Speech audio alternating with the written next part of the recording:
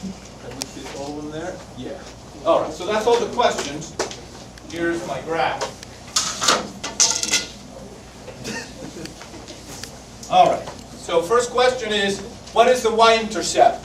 Where does this line cross the y-axis? 0. Now remember, give me 0, 4. Very nice. So that's called the y-intercept. Now, before you answer part B, do you think your answer for part B should be positive or negative? Negative. Very nice. If you're aware of that, if you train yourself to say, okay, I know I'm looking for a negative answer, you won't forget it. Even if you make a mistake or something that you realize the line is going down as we read it from left to right. So find 2 points. Can you guys mention 2 points that you see there that we could use? Well, 0, 4 is one of them. And 6, 0, right there. Very nice. So now for my slope, to go from here to here, I'm going to ask myself, how many units down am I going here? 4. 4 down. That's a minus 4. Over, how many over? 6. 6.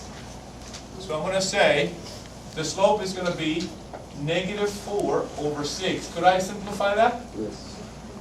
Yes. Negative 2 2 over over 3. That would be the slope.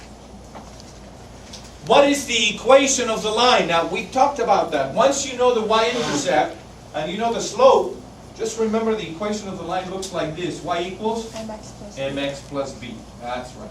Don't leave that as an answer. That's not what I'm asking for. I'm asking for this particular line.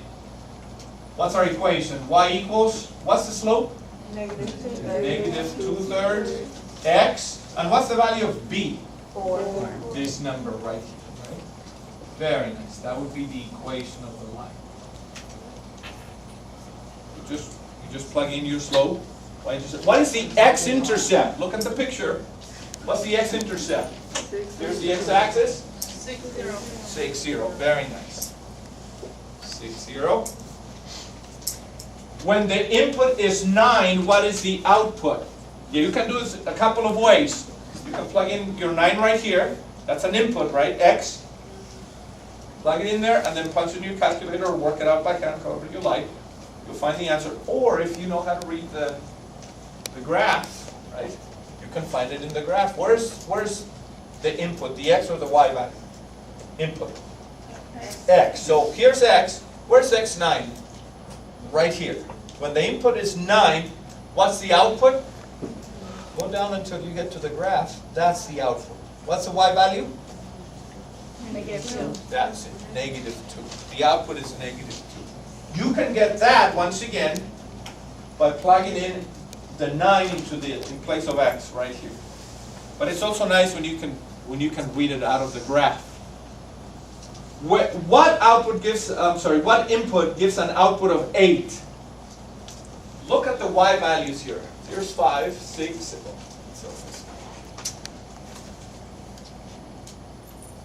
I don't know if I should do this with the graph or. How would I do this algebraically if I want to find what input gives an output of 8? Where do I plug in the 8? For y. For y. Very nice. So you would have this equation to solve. You would have the equation 8 equals, let me see. Just want to show you the algebraic way. So for part F, you would have 8 equals negative 2/3 x plus 4. Now, if you want to solve that equation for x, right, I can subtract 4 from both sides like this.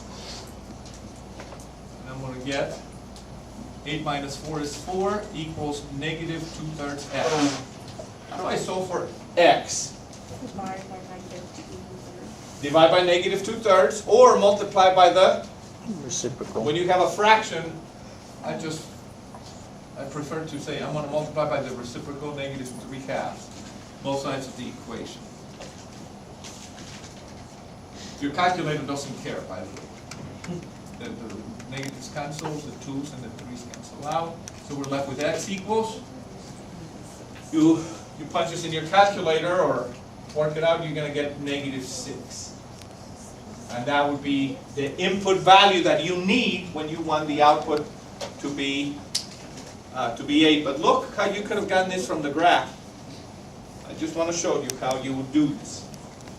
Just like we figured out that when the input was 9, the output was this number right here, -2. What if I'm looking for an output of 8? Here's the output, right? The y values. Watch how I do this. 5, 6, 7, 8. Here's the output I want.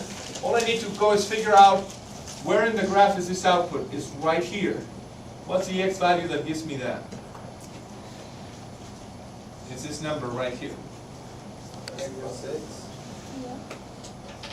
And you should see that this number is -6. That's the input that gives me that output. Output of 8, input is -6. When the input is 9, the output is -2. It's just reading the graph. It's another way that you could have done this without having to do an equation like this one. If you know how to read the graph, you understand the input and the output. So for instance, just so to make sure we understand each other, give me the input and the output for this point. What's the input? The input. 2. This point. Here's 0, 0, right here. 1, 2, 3 is the input. What's the output? 2. 2. That's right. So when the input is 3, the output is 2. What if I ask you, what input will give me an output of 6? Of 6, an output of 6. Here's the output axis here, the y-axis. 6 is right here. So what do? Move towards the graph. When I get to the graph, I just figure out what's the x value here? -3. So to get an output of 6, I need a value of -3.